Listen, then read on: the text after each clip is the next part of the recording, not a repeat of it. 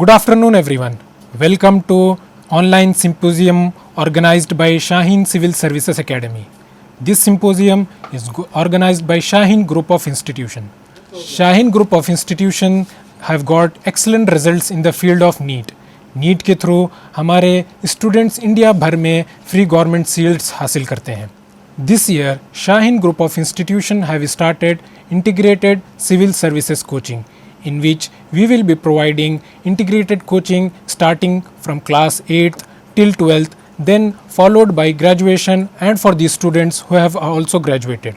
In this program, what we are going to do will be explained you in the next 5 days. I would like to introduce our 6 speakers who will be interacting with you for the next 5 days. First, we have got Mr. Mukesh Sahay, who is also the director of Shaheen Civil Services Academy. After that, we have got Mr. Prashant Bijaspur, who is also the managing director of Bijaspur Group. He will be speaking you on the topic CA, which is also known as Chartered Accountant Examinations. On the next day, you will be hearing Ms. Tulika Rani, who is also the former Indian Air Force officer. She will be speaking you on CDS and SSB, which are also known as Combined Defense Services and Service Selection Board. On the third day, you will be hearing Samir Siddiqui. He is an IAS officer who will be speaking you on the topic IAS. On the fourth day, you have got Mr. Syed Abrar Ali, who is a professor in Ahmedabad University. On the fifth day, you have got Mr. Abdullah Azam, who is a research scholar of a very well-known Oxford University. He will be speaking you on the topic CLAT, which is also known as Common Law Admission Test. Now, I would like to introduce our Director of Civil Services Academy, Mr. Mukesh Sahay. Mr. Mukesh Sahay has been serving in the field of IAS UPS services from the last 3 decades. He was the founder of Sahay IAS Academy in Delhi, and he was also the founder of Challenger Civil Services Academy in Hyderabad. He was also associated with various academies such as Rouse Academy in Delhi, Officers Academy in Chennai and Bangalore, and Career Plus Academy in Delhi. He spent his 2 decades with Sri Chaitanya Institutes in Hyderabad. Mr. Mukesh Sahay will be speaking with you for the next 5 days on various topics such as NTSC, SSC and NDA examination. Now, I would like to request Mr. Mukesh Sahay to speak a few words on NTSC preparation. Hello everyone, नमस्कार, आदाब, सत श्री अकाल। आज मैं जिस topic को discuss करने जा रहा हूं वो बहुत ही इंपॉर्टेंट टॉपिक है। आगे करियर इन मेकिंग के लिए एक बहुत बड़ा विंडो ओपन करता है और इस करियर का नाम है NTSE। बहुत सारे लोग जो 8th स्टैंडर्ड में आते हैं, 9th स्टैंडर्ड में आते हैं, वो केवल 8 to 9, 9 to 10 की जर्नी देखते हैं, लेकिन शायद उनको ये पता नहीं होता है कि नेशनल टैलेंट सर्च एग्जाम एक ऐसा एग्जाम है जिसके बाद वो अगर चाहे तो अपनी हायर एजुकेशन, जो कि आगे के गोल्डन करियर के लिए एक बहुत बड़ा डोर ओपन होता है, उसके लिए एक बहुत बड़ा अपॉर्चुनिटी को नॉक कर सकते हैं इस एग्जाम के द्वारा। आइए देखते हैं ये एग्जाम कैसे शुरू हुई। आप जैसा कि जानते हैं कि 1961 में NCERT को एस्टैब्लिश किया गया। NCERT का मकसद था कि हमारे यहाँ के एजुकेशन को कैसे क्वालिटेटिव एजुकेशन में कन्वर्ट किया जा सके। दूसरी बात यह थी कि उसको किस तरह से एक सपोर्टिव इकोसिस्टम में लाया जाए, किस तरह से हमारे यहाँ जो टैलेंट है उनको आइडेंटिफाई किया जाए, रिकॉग्नाइज किया जाए और उनको मेनस्ट्रीम करियर से आगे बढ़ाया जाए, उसको एक सपोर्ट सिस्टम उसके लिए लाया जाए। इसी वजह से शुरुआत में आप देखेंगे कि साइंटिफिक एजुकेशन के लिए शुरू में 11th स्टैंडर्ड में 1963 से ही एक स्कॉलरशिप लाई गई। पहले ये दिल्ली में आई थी, उसके बाद ये पूरे देश में लागू की गई 1964 से। ये उस वक्त में जो एग्जाम होता था वो 4 स्टेज का होता था। पहले एक साइंस का एप्टीट्यूड टेस्ट होता था, उसके बाद आप देखेंगे कि एसे टाइप साइंस थीम का एक क्वेश्चन होता था, उसके बाद आप देखेंगे कि एक प्रोजेक्ट प्रिपेयर करना पड़ता था और उसके बाद तब इंटरव्यू होता था। जैसा कि आप जानते हैं कि धीरे धीरे हमारी पूरी की पूरी एजुकेशनल सिस्टम में एक बहुत बड़ी तब्दीली आई और 1976 में आप देखेंगे कि 10+2+3 सिस्टम आ गई। ये वही दौर था जब हिंदुस्तान में इमरजेंसी जस्ट खत्म ही हुई थी। उसके बाद ऐसा महसूस किया जा रहा था कि पूरे के पूरे एजुकेशनल सिस्टम में एक स्ट्रक्चरल चेंज लाया जाए।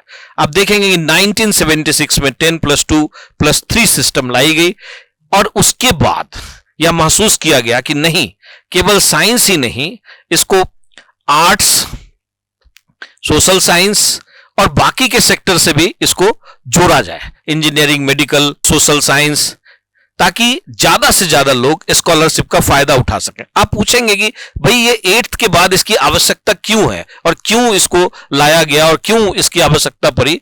आप देखेंगे कि बार बार जो अलग अलग जो हमारी एजुकेशनल सिस्टम चेंजेस होती रही, 85 में हुई, उसके बाद भी हमारे यहाँ काफी चेंजेस हुए और आज के डेट में लगभग 2000 बच्चों को यह स्कॉलरशिप मिलती है NTSE के माध्यम से। 2019 से यह व्यवस्था लाई गई है कि अब हमारे यहां पूरे देश में लगभग 2000 बच्चों को NTSE स्कॉलरशिप मिलती है और रिजर्वेशन एज इट इज, जैसे नॉर्मल रिजर्वेशन की पॉलिसी है 27% OBCN, आप देखते हैं कि 15% SCN, 7.5% ST, वही रिजर्वेशन इस पे भी लागू है। आप ये कहेंगे कि एग्जाम क्यों लाई गई है, इसकी वजह क्या है और 8th के बाद ही क्यों ये बहुत इंपॉर्टेंट एग्जाम है।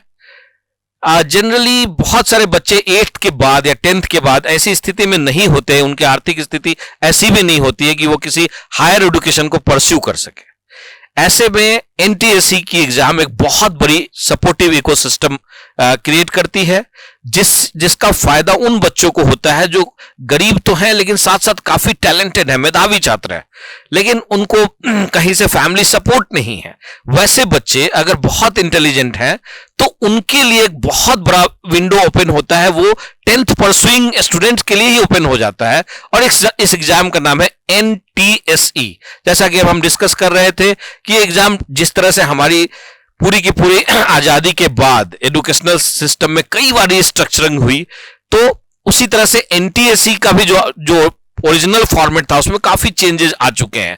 पहले यह केवल साइंस ओरिएंटेड था, फिर बाद में सोशल साइंस, मेडिकल, इंजीनियरिंग। आज जो इसका स्ट्रक्चर है वो 10th परसुइंग स्टूडेंट अगर आज NTSE का स्कॉलरशिप लेता है टिल PhD, उसकी स्कॉलरशिप कंटिन्यू रहेगी, प्रोवाइडेड कि वो स्टूडेंट बहुत ऑनेस्ट है और कंटिन्यूअसली 60% मार्क्स वो लाता है हर एक साल। ठीक है, इसीलिए ये एग्जाम बहुत इंपॉर्टेंट है।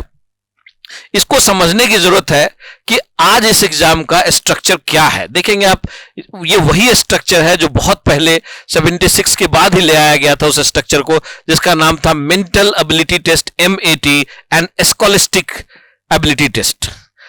इन दोनों स्ट्रक्चर के द्वारा ही जज किया जाता है कि whether the student is competent enough to get this scholarship और नॉट।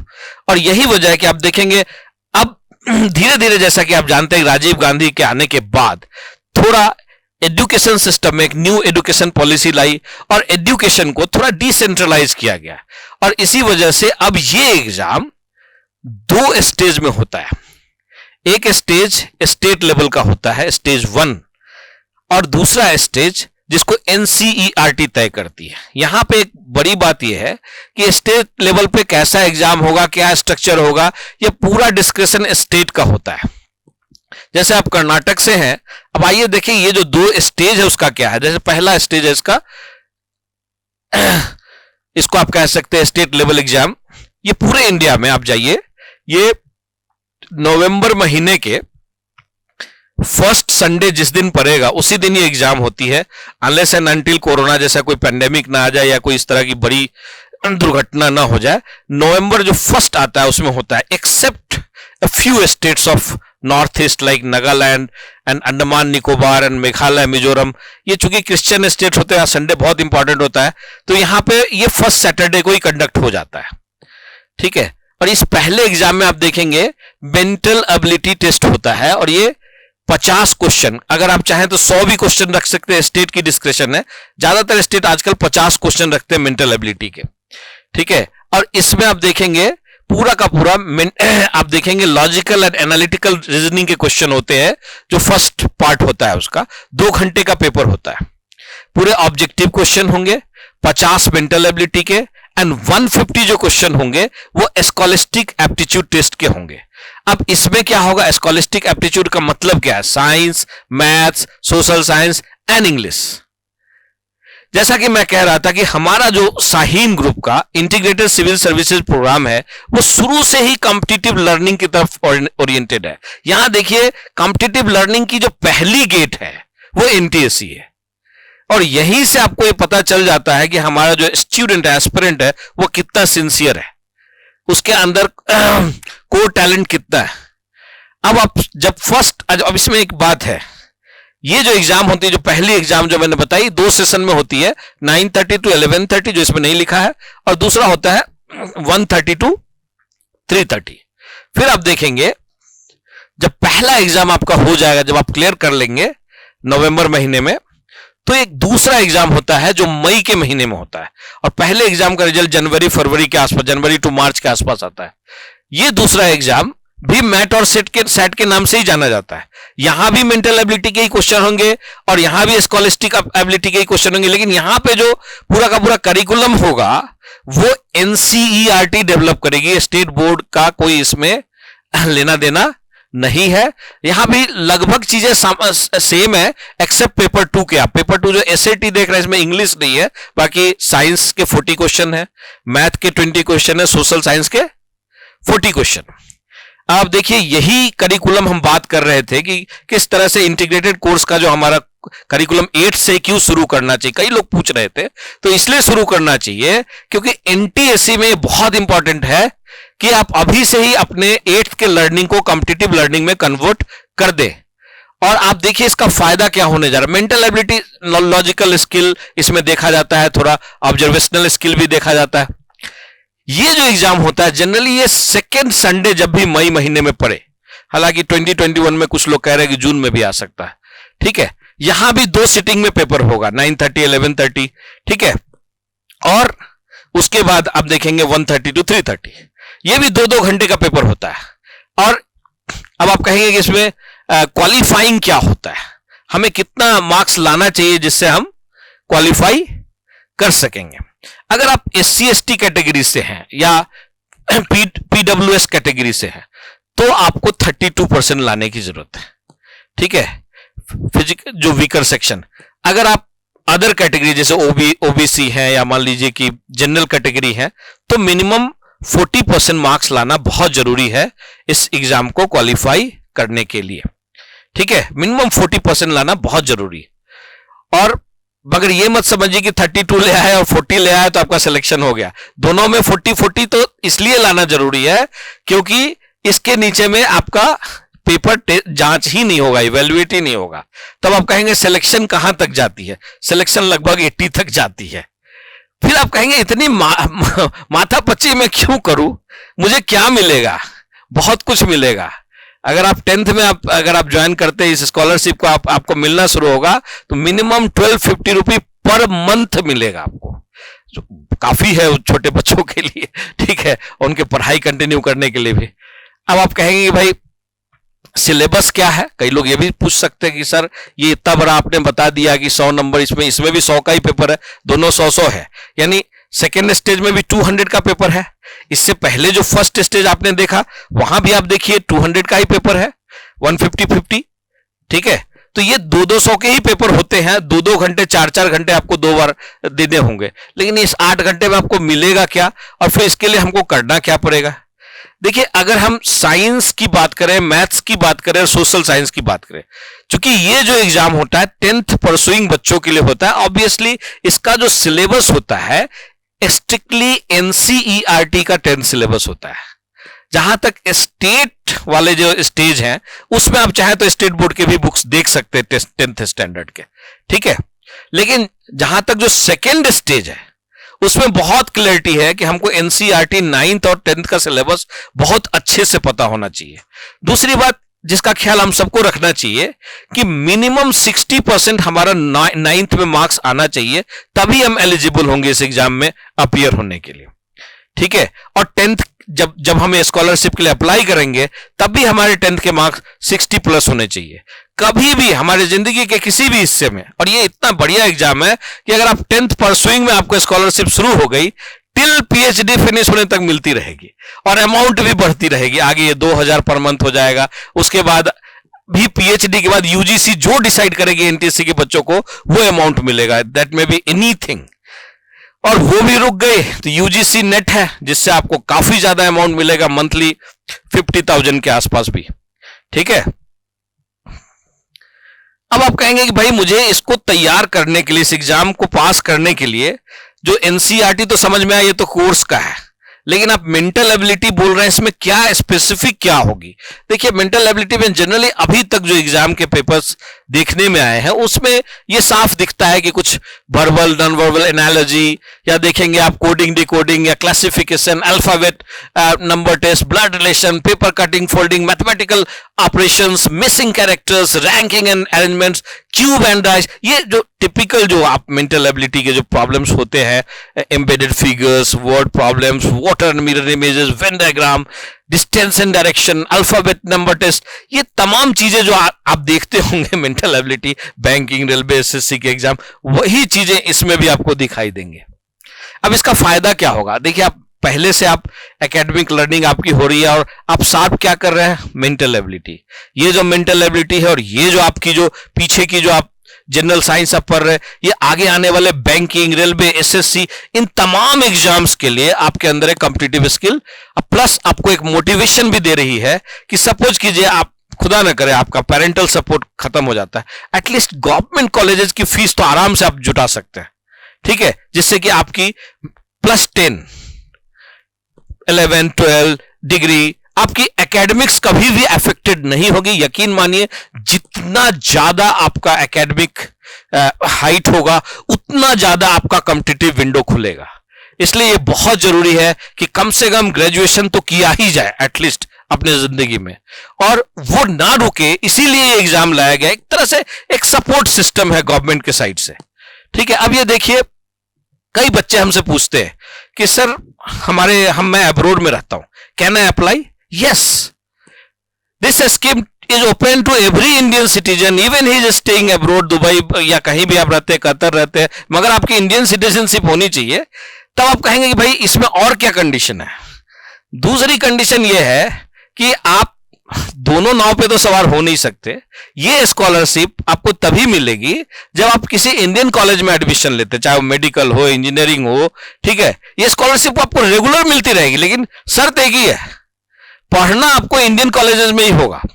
आप कहेंगे कि सर कि जो फॉरेन स्टूडेंट्स होंगे उनको क्या फायदा होगा? देखिए फॉरेन स्टूडेंट्स को यह फायदा होगा कि उनको पहला स्टेज नहीं देना पड़ेगा जो स्टेट लेवल का, उनको सीधे सीधे दूसरे स्टेज में एंट्री मिल जाएगी। ये एक बहुत बड़ा फायदा होने जा रहा है किनको? जो फॉरेन स्टूडेंट्स है। फिर आप कहेंगे कि भाई आप मान लीजिए कि हमने क्वालिफाई कर भी लिया तो क्या विदेश में मैं कोई नहीं, विदेश की डिग्री के लिए आपको नहीं मिलेगा।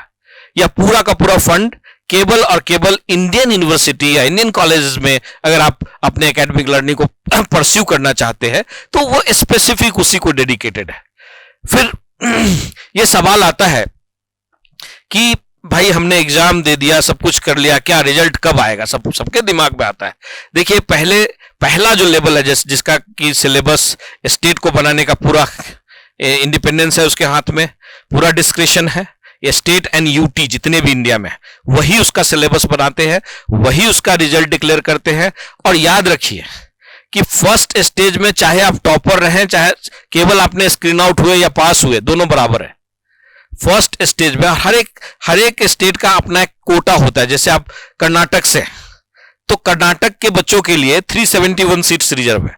अलग अलग स्टेट्स के अलग अलग कोटा होंगे। सपोज कीजिए कि कर्नाटक का क्या रूल्स है, आप पूछ सकते हैं, आप कर्नाटक बीदर में आप चला रहे हैं, भाई हमारे लिए क्या कोई फीस भी होगी? यकीन मानिए सेकेंड स्टेज की जो एग्जाम है उसकी कोई फीस नहीं, 0। मगर जो फर्स्ट स्टेज है वो स्टेट का डिस्कशन है यहां पे, और स्टेट फीस लेती है। हमारे कर्नाटक में आप देखेंगे अगर आप गवर्नमेंट स्कूल से पास आउट हैं तो आपके लिए 75 रुपए का फी है। अगर आप गवर्नमेंट स्कूल से पास आउट है तो 75 नॉर्मल जनरल कैटेगरी के लिए, SC ST है तो 20 रुपए। अगर आप किसी प्राइवेट स्कूल में पढ़ रहे हैं तो इसकी फी है 200 रुपए, SC ST के लिए 50 रुपए। और उसमें जैसा कि आपने बताया कि 50, जैसा मैंने बताया 50 क्वेश्चंस मिलेंगे मेंटल एबिलिटी के, 150 आपके रहेंगे स्कॉलिस्टिक एप्टीट्यूड। अब देखिए दोनों स्टेज में एग्जाम दो ही हो रहे हैं, दोनों के नाम मैट एंड सेट है, इसीलिए कंफ्यूजन है। मैंने इनकी साइट देखी, साइट पे भी ये क्लैरिटी नहीं की गई है। तो जो लोग एग्जाम दिए उन्हीं को एग्जैक्टली पता है इसका फॉर्मेट क्या है, क्योंकि वहां पे भी बहुत क्लियर डेफिनेशन नहीं है एनटीएससी का जो साइट है या उनका जो सिलेबस प्रिस्क्राइब किया गया। लेकिन यहां जब आप एग्जाम देने वाले लोगों से मिलेंगे तो आपको क्लैरिटी मिल जाएगी कि होता क्या है। ठीक है, अब आप मैंने पहले भी बताया कि जनवरी फरवरी में इसका रिजल्ट आ जाता है, जो नवंबर में एग्जाम होता है, कई बार मार्च भी जा सकता है, अगर कोरोना हो तो कह नहीं सकते कि कब आएगा। और उसी के आधार पे जब आप फर्स्ट स्टेज निकाल लेते हैं तो आप केवल एलिजिबल होते हैं सेकेंड स्टेज में आने के। ठीक है, इसका मतलब ये नहीं है कि आप सेकेंड स्टेज भी आपका हो जाएगा या फर्स्ट का कोई बूस्टर मार्किंग मिलेगा या कैरी फॉर, ऐसा कुछ भी नहीं होगा। सेकेंड स्टेज में आपको केवल एग्जाम देने की एलिजिबिलिटी मिलेगी और एक सेंट्रल रिकॉग्निशन मिलेगा और पेड रिकॉग्निशन मिलेगा from the side of the government of India. That is very very important thing. और वो भी एक लोगों को नहीं मिलेगा, ये टोटल पूरे हिंदुस्तान से 2000 लोगों को मिलने जा रही है। ठीक है, अब आप कहेंगे कि भाई किसको, कौन इसके लिए एलिजिबल है? कई लोग कहेंगे मैंने तो भैया ओपन स्कूल से 10th की है। यस, एवरीवन इज एलिजिबल, चाहे आपने ओपन से किया है या किसी बहुत बड़े स्कूल से किया है, you all are eligible to apply for this exam. ठीक है, दूसरी बात, इसके लिए जैसा कि आप जानते हैं कि आपका थोड़ा जो हेड ऑफ द इंस्टीट्यूशन जो आपको चूंकि इस एग्जाम में इन्वॉल्व होते हैं उनका एक रिकमेंडेशन चाहिए होता है। ठीक है, अब्रॉड के लिए जैसा पहले भी मैंने कहा कि इसमें कुछ नहीं मिलता है। ठीक है, और ये जो बच्चे ज्यादा छुट्टियां मारते हैं उनकी स्कॉलरशिप कभी भी कैंसिल हो सकती है। 2 महीने ज्यादा अगर कभी आपने छुट्टी मारी तो आगे भी आपके स्कॉलरशिप पे खतरा आ सकता है। और अगर इस स्कॉलरशिप को आप लाइफ टाइम यानी टिल पीएचडी कंटिन्यू करना चाहते हैं तो throughout after 10th you must assure that you are getting minimum 60% marks. अब आप कहेंगे कि मुझे क्या मिलेगा? भाई अब तो मैं 10th के बाद हायर सेकेंडरी में जाऊंगा। यस, जब आप सेकेंडरी में जाएंगे तो 1250 रुपये per month as on date मैं आपको बता रहा हूं। और जो ही 1 साल बाद 2 साल बाद जब आप ग्रेजुएशन में जाएंगे तो ये बढ़ के हो जाएगा 2000 पर मंथ। एंड उसके बाद आप कहेंगे कि नहीं, उसके बाद भी मेरा परफॉर्मेंस बहुत अच्छा है, कोई दिक्कत नहीं है, पीजी तक तो यही है। पीएचडी करना चाहते बहुत अच्छी बात है, पीएचडी करने वक्त आपको 2 स्कॉलरशिप मिल सकता है। एक तो ये है एनटीएससी, ठीक है, और अगर आप इसमें अगर दिक्कत हो रही है या और कोई प्रॉब्लम है तो आप यूजीसी नेट कर लीजिए, फेलोशिप 28 साल के अंदर। अगर आपको जेआरएफ मिलता है तो बल्ले बल्ले 50,000 के आसपास पर मंथ आपको मिलेगा। तो मुझे नहीं लगता है कि उससे पीएचडी की पढ़ाई में आपका कोई बाधा होना है। ठीक है, तो इस तरह से एक बहुत लुक्रेटिव करियर है। और ये देखिए, ये केवल करियर का मसला नहीं है कि एनटीएससी में कर गया, मुझे एक एनटीएससी क्वालिफाई कर गया, एक बहुत अच्छा career. No no, it is not limited to that. यहां पे आपको एक रिकॉग्निशन मिल रही है, यहां पे आपको एक तजुर्बा मिल रहा है एक एग्जाम पास करने का, यहां पे आपको बहुत सारे लोगों को भीड़ से अलग अपने आप को आइडेंटिफाई करने का, अलग करने का एक बहुत बड़ा मौका मिल रहा है। यही तो करते हैं हम सभी कॉम्पिटिटिव एग्जाम्स में, इसलिए आपको एक नई आदत लग रही है और शायद यही से एक नई उम्मीद की किरणें भी खुल रही हैं कि भाई आप किसी न किसी बड़े एस्टीम्ड करियर की तरफ एक बड़ा कदम रखने वाले हैं। इसी के साथ मैं अपनी बात समाप्त करता हूं। Thank you very much. NTSC पर मिस्टर मुकेश सहाय का यह सेशन देखने के लिए थैंक्स। आज शाम में 8 PM पर चार्टर्ड अकाउंटेंसी एग्जाम के बारे में आपको गाइड करेंगे mister Prashant Bijaspur. Mister Prashant Bijaspur is CA and MD of Bijaspur Group. So please join us 8 PM.